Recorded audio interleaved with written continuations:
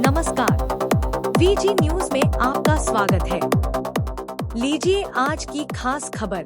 मेवाड़ की राजकुमारी पद्मजा कुमारी परमार ने diabetes stigma के खिलाफ वैश्विक मुहिम शुरू की।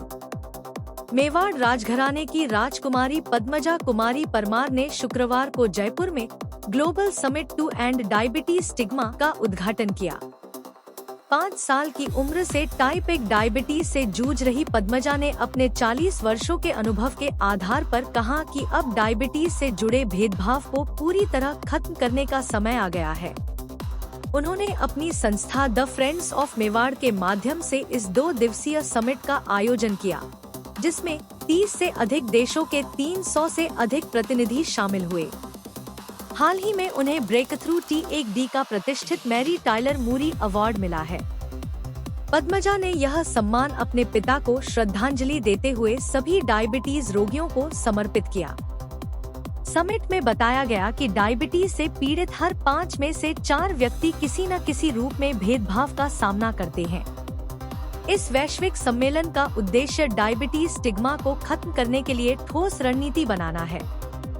पद्मजा ने अपील की कि अब लोगों को डायबिटीज को बीमारी की बजाय सामाजिक भेदभाव के रूप में देखना बंद करना चाहिए और संवेदनशीलता के साथ आगे बढ़ना चाहिए। ये पहला अंतर्राष्ट्रीय समिट है स्टिग्मा को लेके। डायबिटीज के अराउंड बहुत सारा स्टिग्मा हो गया है। स्टिग्मा का मतलब जहाँ गलत इन्फॉर्मेशन बोली जाती है या जिसको डायबिटीज होता है उसको ब्लेम करा जाता है।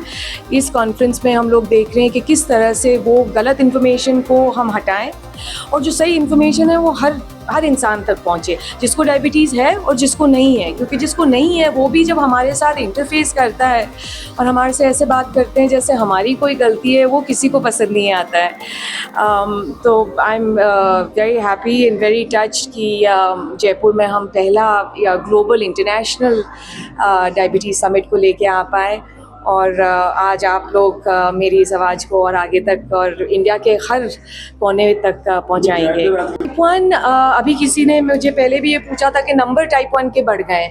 मेरी ये समझ है कि टाइप 1 की जानकारी बढ़ गई है, टाइप 1 की समझ बढ़ गई है। तो आजकल टाइप 1 को हम ज़्यादा जल्दी डायग्नोस कर पा रहे हैं और उससे मैं इतना ही बताना चाहूँगी कि टाइप 1 को मैनेज करना पॉसिबल है।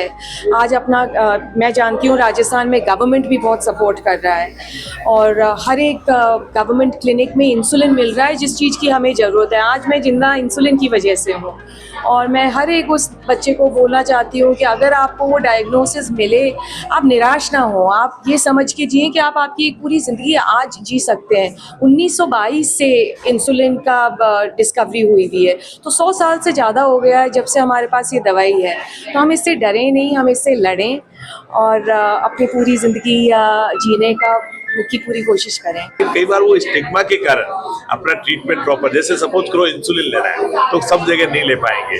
खाना खाते टाइम उनको इंसुलिन लेना था लेकिन प्राइवेसी नहीं है तो वो छोड़ देंगे। उनको ऐसा लगेगा किसी को पता चल जाएगा तो कैसा होगा। स्कूल के अंदर बच्चे हैं, दूसरे बच्चों को पता चल जाएगा तो क्या होगा।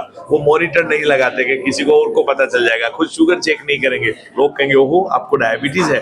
तो वो जो स्टिग्मा है वो हमारे को समाज से निकालना है। जितनी डायबिटीज कम्युनिटी है, 100 मिलियन के ऊपर लोग हैं इंडिया में जो डायबिटीज के साथ जीते हैं और उन सब के बिहाफ पे आज मैं ऑर्गेनाइजर्स को डॉक्टर जेन स्पाइट, प्रोफेसर जेन स्पाइट, डॉक्टर लिज और सारे ऑर्गेनाइजर्स को थैंक करना चाहूँगी कि ये बहुत ही महत्वपूर्ण टॉपिक है डायबिटीज स्टिग्मा कि मुझे डायबिटीज़ है, क्या लोग क्या कहेंगे। ये बहुत एक बड़ा चीज़ हो जाता है। क्या मैं खुल करके अपना इंसुलिन इंजेक्शन लगा सकती हूँ, क्या मैं खुद की केयर ले सकती हूँ, दूसरे लोग क्या सोचेंगे, क्या कहेंगे, क्या मुझे समाज में लोग समझेंगे। तो ये सारे जो टेंशन्स हैं इनको रिजॉल्व करने के लिए हम लोगों ने ये समिट ऑर्गेनाइज किया है।